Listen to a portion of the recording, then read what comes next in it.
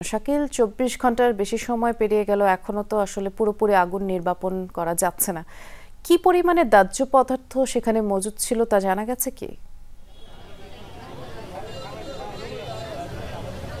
বৃষ্টির দম বন্ধ করা অসহ্যকর এক পরিবেশ, কারণ গতকাল থেকে যে অগ্নিকাণ্ডের সূত্রপাত সেটিতে এখন পর্যন্ত ১৬ জন মানুষ মারা গেলেও এখন পর্যন্ত আজকে সকাল থেকে কিন্তু যে বিষাক্ত ধোঁয়া এই এলাকায় ছড়িয়ে পড়েছে, তাতে করে কিন্তু স্থানীয় মানুষ যারা রয়েছেন তারা কিন্তু এক দুর্বিষহ জীবনযাপন করছেন এবং দুর্বিষহ অবস্থার মধ্যে তারা পড়েছেন। যদি আমি দেখাতে পারি যে এখনও কিন্তু সেই ভবনটি থেকে বিষাক্ত সাদা ধোঁয়া বের হচ্ছে।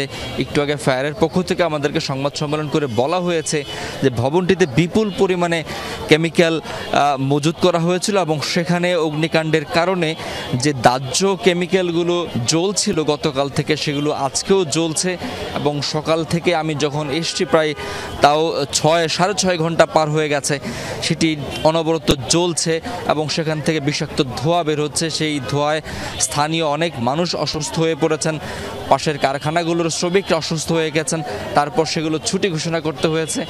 এমনকি ফায়ার সার্ভিসের কর্মীরাও কিন্তু সেখানে আসলে প্রবেশ করতে নিরাপদ বোধ করছেন না। ফায়ারের পক্ষ থেকে আমাদেরকে জানানো হয়েছে তারা ধীরে ধীরে এই প্রক্রিয়াটি তারা সম্পন্ন করবেন এবং এজন্য যথেষ্ট সময় প্রয়োজন, অর্থাৎ আজকে দিনের মধ্যেও যে বিষয়টি শেষ হবে এটি আসলে বলা যাচ্ছে না, কারণ তারা বলছেন যে বিষয়টি এখনও ঝুঁকিপূর্ণ তাদের জন্য প্রবেশ করা।